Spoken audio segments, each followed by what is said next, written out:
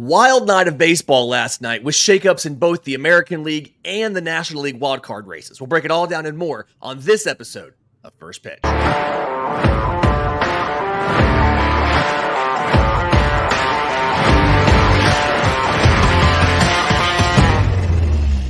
Yes, welcome on into First Pitch for Wednesday, September 18th. I'm your host, Lindsay Crosby. You can follow me on Twitter at Crosby Baseball. He's the third member of our team, Troy Brock. You can follow him on Twitter at Troy B Baseball. Thank you for sticking with us through some injury concerns. We were both on the IL yesterday and didn't get a show out. But last night's games, Troy, more than made up for us missing yesterday. And I want to start off with the Padres and Astros. Absolutely wild game here. Houston won it 4-3 in 10 innings. Despite Jose Altuve kind of getting off on the wrong foot there. Ugly game, right? Offensively, these teams combined to go 3 for 24 with runners in scoring position, and they strand 17. But I'm trying to figure out what the bigger story of the game is. Is it Jose Altuve getting ejected at the end of the game? Is it his backup making the game-saving put-out to end the game on Manny Machado's ground ball? I think that's been something the Astros have been good at for years now. Their entire dynasty run, they've just had a plethora of depth, and it showed last night with Jose Altuve's backup coming in and making that fantastic play to end the game in the 10th inning. Yeah. For those of you who missed what actually happened, Jose Altuve grounded out, but he correctly pointed out that they did not notice the ball come off of his foot. So he fouled the ball off of his foot and it went into play versus just being a conventional ground out. They reviewed it. After review, they had the call stand that it was a ground out, and he took his shoe off to show the umpire where the ball hit his toe. They ejected him for that. I guess if you take your shoe off to show up an umpire, they're going to eject you every time, whether or not you're right. But the Astros still come through with the victory. So with the win now, you go to the West. The Astros are 5 games up on the Seattle Mariners with 10 to play. It looks like as of right now, they're going to end up getting the 3 seed, so they will have to play in the wild card round. But safe to say the American League West is over. Yeah. 5 games ahead, 10 games left. I don't think the Mariners are coming back, especially the way that they played the Yankees yesterday. I think that the Astros have essentially sealed the deal. Yeah, and on the flip side with that, the Padres, despite the loss, still 2.5 games up in the NL wild card. We'll get to that in a minute because the Diamondbacks and Mets are now tied for that final wild card spot. We'll get to that in kind of just a minute there. But I do want to stick with the American League, and I want to look at the American League wild card race. The Detroit Tigers beat the Kansas City Royals 3-1 in 10 innings yesterday. Before we get into the Tigers, though, I want to acknowledge what we saw, the historical stuff we saw from Bobby Witt Jr. Junior's running, a bobble, and stolen base number 30. And with that, Bobby Witt Jr. becomes the first shortstop in Major League history to have 2 30-30 seasons. Troy, what a stat. The first shortstop in Major League history to have 2 30-30 seasons. So, okay, here's the list of the shortstops that have 1 30-30 season. Barry Larkin, 1996. A-Rod, 1998. Jimmy Rollins in 07. Hanley Ramirez in 08. Francisco Lindor and Bobby Witt Jr. in 23. And now Bobby Witt Jr. now. So what is more impressive? The fact that he's the first shortstop in history to do it twice, or that he's the only player ever, regardless of position, to have multiple 30-30 seasons through his age 24 season?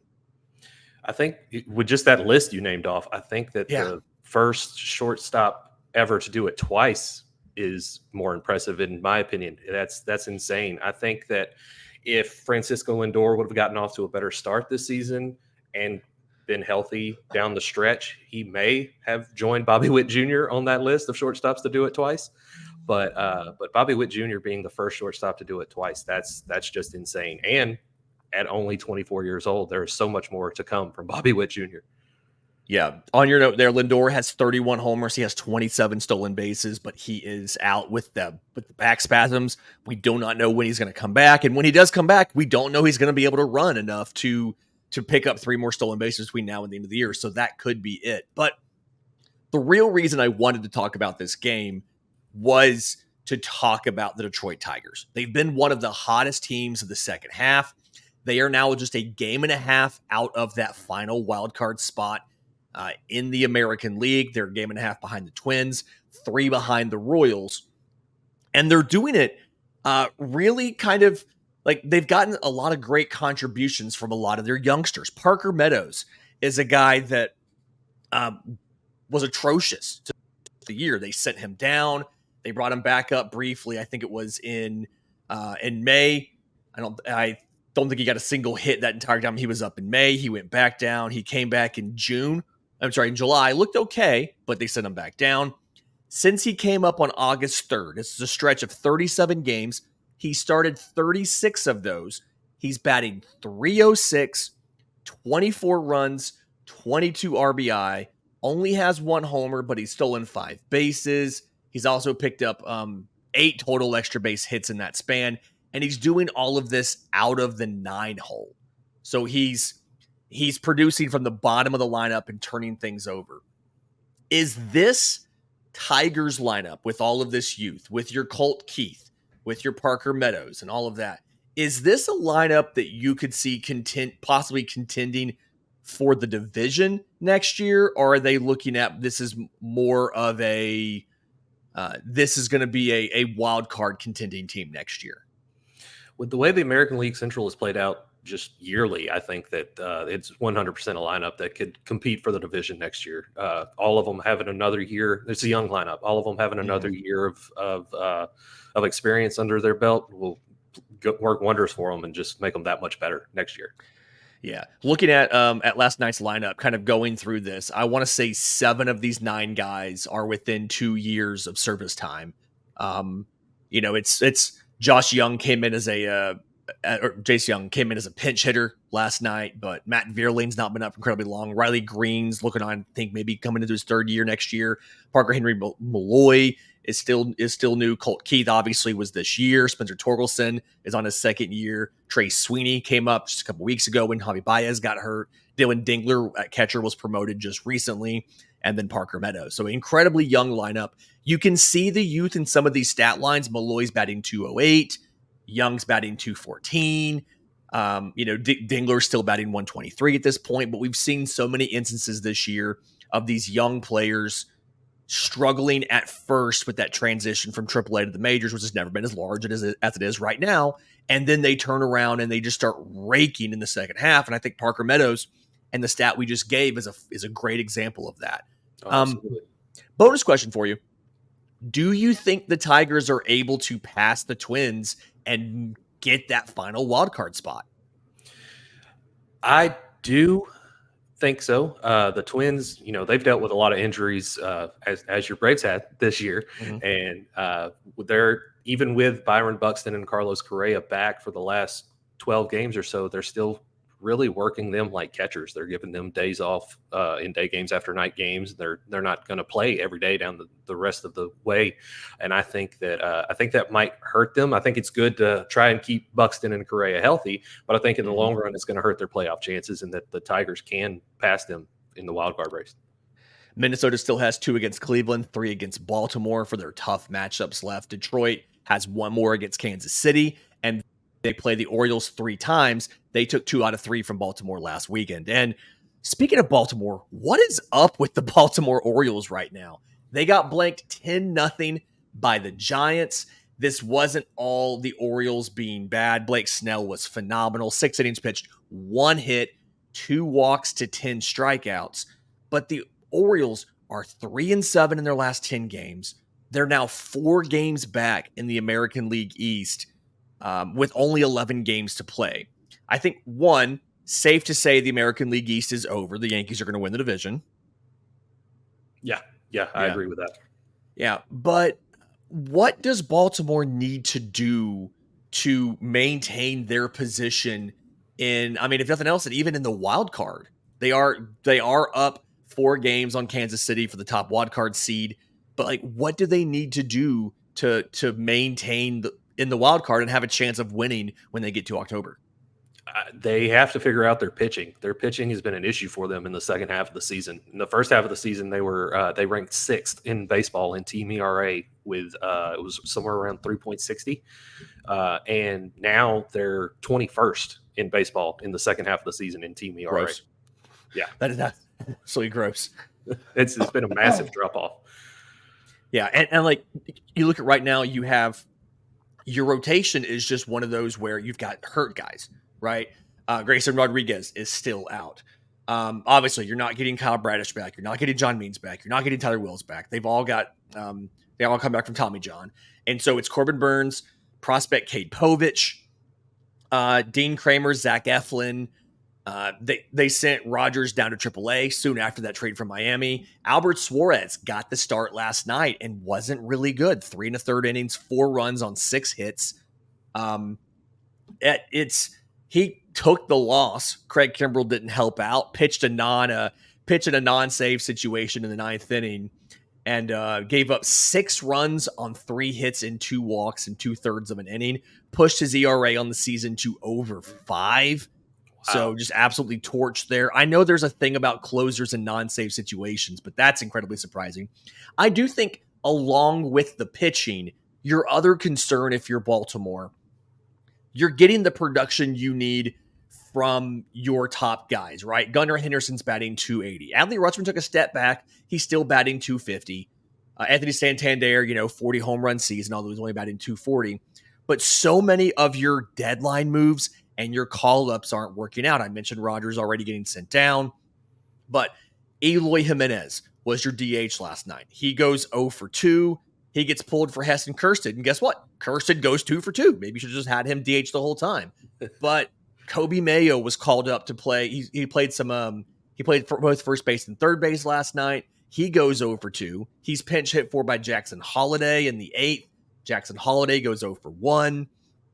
So they combined to go 0 for 3. Both of those guys are, Mayo's batting .081, Holliday's batting .169. I actually dropped a piece over freelancing with Sports Illustrated. Dropped a piece over on the Baltimore Orioles site about how Jackson Holliday has still not been able to figure it out, even in this second call up. He has 4 home runs since being called up, but 3 were in that first week that he was back.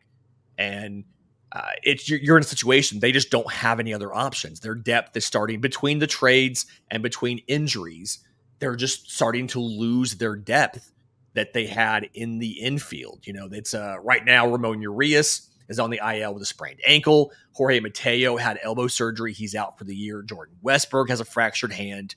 And then they traded away Connor Norby. They've traded away multiple infield options. And so now Jackson Holliday is about all you really have to play second base. And they're having to platoon him, unfortunately, with Levon Soto, who they got off of waivers in July. Right. That's kind of the situation they're in right now. And so they feel like a lock to make the postseason still, right? They have plenty of games up on everybody else in the wild card, but it's hard to see where the Orioles are going to actually be able to go and make any noise in October, simply because they have so many questions in both the rotation and the lineup. And that's not a place where we were just a couple weeks ago. Yeah, not at all. Not at all. Like you said, I think they got caught up in the hype of Jackson Holliday being the number 1 prospect for so long that they rushed him to the majors. I don't think he was ready. Now, I get it, because the video that they dropped for opening day where Jackson Holliday's call up, the very first voice you hear on the video, and I should pull this video for the show. The very first voice you hear for the on the video is mine, actually, from a podcast talking about the Orioles prospects. So I understand hearing me hype up Jackson Holliday and why they'd want to go ahead and call him up. But it is a little bit concerning, I think, for me, the strikeouts for being considered as a kid, not a ton of power, but a great hit tool. To have more strikeouts than games played since his call up is a little bit concerning, and shows me that in retrospect, it feels like they only called him back up because they had no other choice, not because they thought he was ready because of all those injuries and the moves. But either way, Baltimore's got stuff to figure out. Congratulations, Yankees, on winning the division. If this comes back to bite me, that's going to be super awkward. But I have a feeling it's not going to. I have a feeling it's not going to come back to bite me. Yeah, so, okay, let's get into the quick pitch real quick. Couple interesting stories I want to get to kind of quickly. We have some fun videos to play here. First is in the minor AA levels in their playoffs right now. And so the Somerset Patriots, Yankees organization, taking on the Hartford Yard Goats, which is the Colorado Rockies, and Spencer Jones, outfield prospect for the Yankees, a guy compared to Aaron Judge because he's also like 6'6", 6'7", in the third inning did this. Gas him up. Jones clubs one high in the air, deep right center field, into the New Jersey night. It's way gone for Spencer Jones. Bombs away. 115 off the bat for Jones. Off the baseball's number 20 prospect. 453 feet for Jones. A mammoth shot ties the game. 1-1 in the third inning. So Spencer Jones goes deep. His farthest hit ball of the season, 453 feet. His hardest hit ball of the season at 115 miles an hour. And you heard the commentator there. I don't have his name, but I feel bad for that. He didn't do it off of a scrub, right? Chase Dollander, top 50 prospect according to MLB Pipeline. I think one of the top 2 pitching prospects for the Colorado Rockies. Spencer Jones, if he can figure out the strikeout issues, because Spencer Jones has strikeout concerns, if he can figure out the strikeout issues, how important is it going to be for the Yankees to be able to add a dude who can do something like this to their lineup and potentially have him and Jason Dominguez in the same outfield as Aaron Judge and maybe Juan Soto? Yeah, that would be insane. Just him and Judge alone being able to put up those crazy power numbers, that would be an insane addition to their outfield. The question I have is, how long would they push back his call up for Alex Verdugo? It feels like Jones is going to take a little bit to get ready, right? I mean, batting 259 in AA, he's not technically repeating the level. He only got 17 games there last year, but he's got 200 strikeouts in 122 games. One of the higher strikeout totals in the minors. It's something, I mean, he's hit 17 homers. He has a 789 OPS, which has been remarkably consistent at just about every level. Between high A and double A last year, he had a 780 OPS. So he's just about the same performer at every single level, but a situation where he's striking out a ton. When he does come up, because those long strides, he can play center. Jason Dominguez can also play center. We'll touch on this in a second, but I feel like these over 30 guys like Aaron Judge, playing them in center is a physical risk. And so I could see a scenario where when Giancarlo, assuming they re-sign Soto, which is a big if, and something we're going to get into this offseason, assuming they re-sign Soto, Giancarlo Stanton, I believe, has one more season left on his deal. I could see a situation where your 2026 lineup is Aaron Judge and Juan Soto rotating between right field and DH, Spencer Jones in left field, Jason Dominguez in center, and hopefully Alex Verdugo, launched into space. But it feels like that's your next kind of wave of a competitive outfield and a competitive thing, as well as being able to keep Judge healthy because he's not having to do all the running that you do in center field. And we'll get to that in a second when it comes to Mike Trout. But it's in the meantime, it's fun to see that, yes, this dude is incredibly powerful, incredibly great swing, but also glaring issue when it comes to the strikeouts. He had 155 in 117 games last year. And again, 200 this year and 122, although he was in AA for most of that. Yeah, that is a lot of strikeouts. That's a ton of strikeouts. To work on that. Yeah. A dude that came up and is actually playing pretty well. And Acuna hit a home run last night, and it hurt the Braves. For another 8,000 at bats. He drives this one deep left field toward the wall. It's out here. Luis Acuna with his first Major League home run. Luis Angel Acuna, the younger brother of Ronald Acuna Jr., goes 3 for 4 last night, hits his first career home run. The Mets win 10-1 over the Washington Nationals. One, he did get the ball back.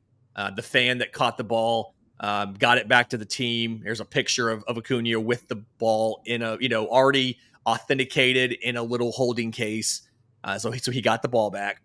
But the Mets winning 10-1 over the Washington Nationals, combined with Atlanta dropping a 3-run lead and losing to Cincinnati 6-5, means that the Mets are now 2 games up on Atlanta for the final wildcard spot. At this point, and granted, and full disclosure to everybody, you are not a Braves fan. You are also not a Mets fan.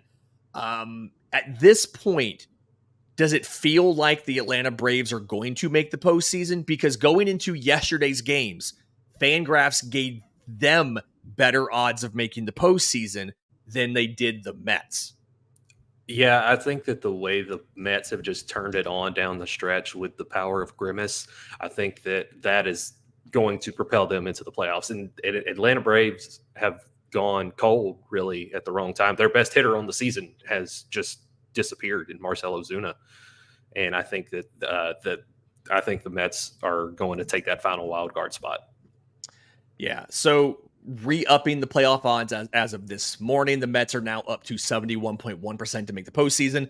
Braves are down from 60% to 52.1% to make the postseason. So practically a coin flip. It still feels very, that still feels too high for me for the Braves. But I think part of that is they do have 3 games against the New York Mets on the next to last series of the year. And so I think that's kind of what you're looking at there. So either way, excited for Luis Acuna. Also, his swing is the exact same as his brother's. It makes sense, but that's nuts. And it's going to be fun to watch those 2 guys square off next season. Obviously, Ronald is now back with the team, but he's not playing because of the ACL tear. So when the Mets come to Atlanta, that next to last series, I'm sure we'll see one of the games where the 2 brothers will take the lineup cards out and pose for photos at home plate, but they won't actually face off on the field until next season. A guy who was facing off with one of the more impressive talents in baseball and making history is Ian Happ, who did this against the Athletics yesterday. Happ the other way, pretty well struck, going back is Brown, looking, gone! Into the basket, and it's a 1-run game.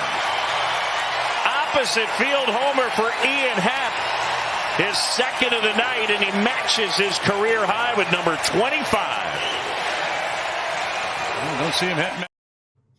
Ian Happ goes opposite field off of Mason Miller on a 103 mile an hour fastball.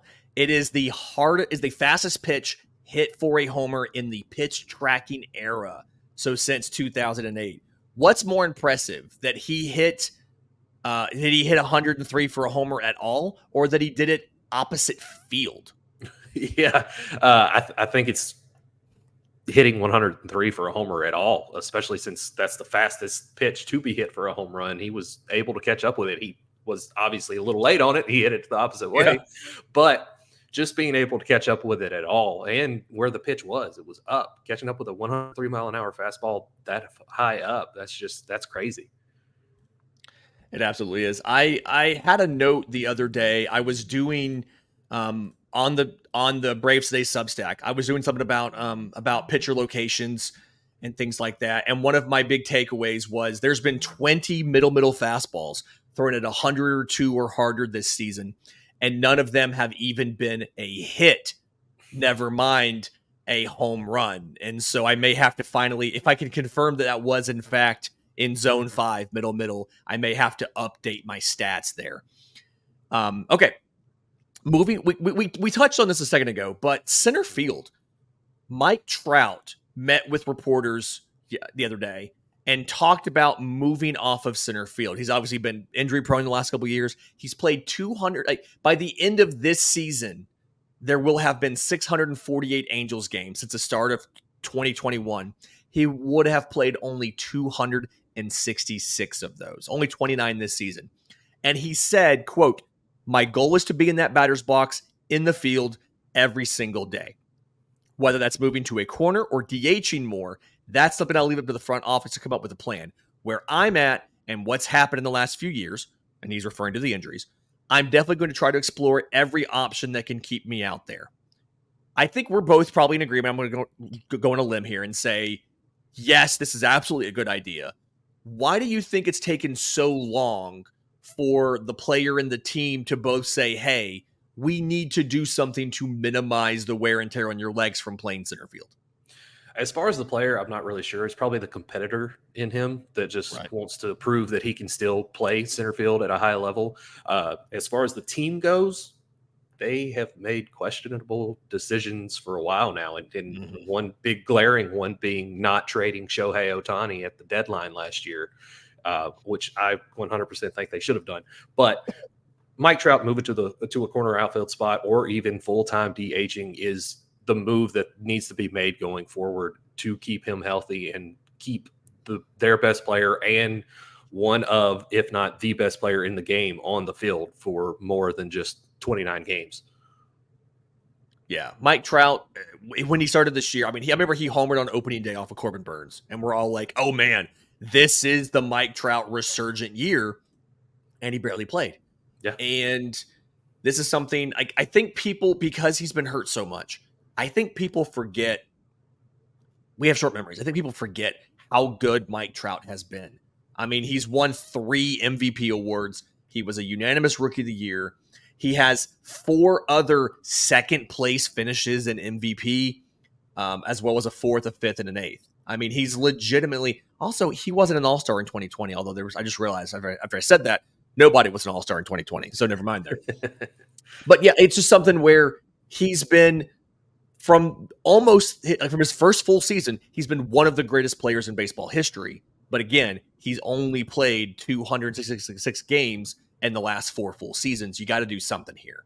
And moving him to a corner with occasional DH days feels like, if that's what you have to do, I feel like the benefit of having Mike Trout in your lineup and not getting the full defensive value of him in center field is worth it's worth the small fielding hit, having him play a less premium position of right field while you put Taylor Ward in left and you have somebody in center, maybe a Kyron Paris in a year or two, versus not having him at all. And so this is kind of overdue here. This needed to happen.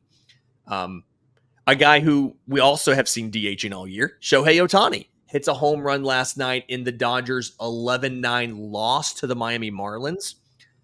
Gives him 48 homers and 48 stolen bases on the year. At this point, 11 games left. Do you think 50-50 is a lock, or is there a chance he doesn't get it? And if he doesn't get it, which one of those things does he miss out on?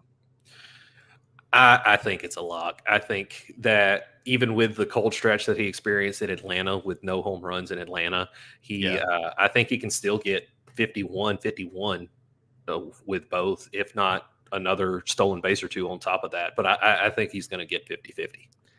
Yeah, I feel like the stolen bases are almost the easier part, because you can pick 2 of those up in one inning. If you get on first, steal second, steal third. And so it feels like the homers are the hardest part, especially if you're in Miami. It's not a great hitter's ballpark. He did strike out 3 times last night. I didn't get a chance to watch this game closely, but I wonder if he was pressing just a little bit, trying to get those home runs and do things like that. And again, they did lose the game. They did. They tried to come back. They scored 2 in the 9th, but they did lose this game. So I could see them trying to push a little bit harder to try to win. But either way, really excited to see that we're going to see history made again. Obviously, he's the only 48-48 guy. Nobody has been able to do to this level on both sides of it, right? It's always been 41-43, and then Ronald last year was 41, 70-something. But first time we've seen a guy be 48-48. He's going to hit 50-50. So, oh yeah, absolutely. Yeah. This has been First Pitch for Wednesday, September 18th. You can follow me on Twitter at Crosby Baseball. You can follow Troy on Twitter at Troy B Baseball. If you're listening on audio, do us a favor, leave us a 5-star review. If you're on YouTube, leave a comment down below. Subscribe to the channel. Hit the notification bell so you know when we go live with new episodes. And until next time, this has been First Pitch.